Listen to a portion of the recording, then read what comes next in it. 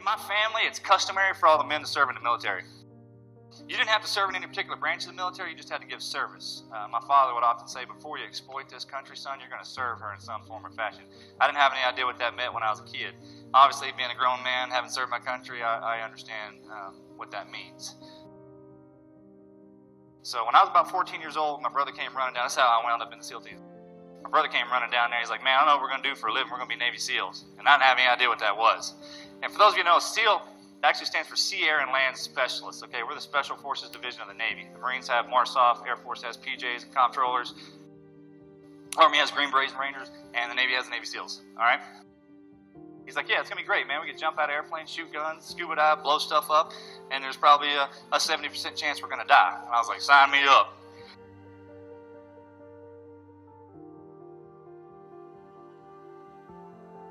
I was looking up at him. He was a giant of a man to me back then. He's about this tall to me now, but back then I was looking up at him. He's like, what do you want? And I was like, well, we want to go into Special Forces. We heard you train people to do that. We just wonder if you train us. And he looked at me, he looked over my shoulder. I had some buddies with me and my brother. And he's like, 4:30 tomorrow. Slammed the door in our face.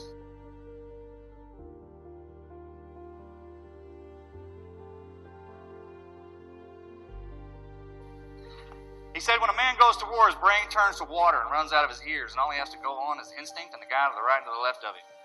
He's like, you cross this line, I'm going to do everything I can to break you. I'm going to beat you mentally, physically, and emotionally. He's like, you're going to bleed here. I ain't your mama. I don't care whether you live or die.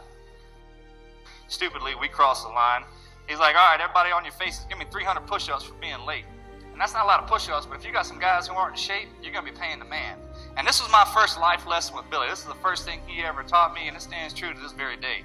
If somebody tells you to be somewhere at a certain time, you're always 15 minutes early. That's what on time is, not at 4:30. All right? Reason being is because things always change. They always change. Everybody in here, I mean, you don't have to do something like this to understand what I'm talking about. You leave work at the end of the day, you show up the next morning, like overnight, something happened, the building fell apart, whatever it is.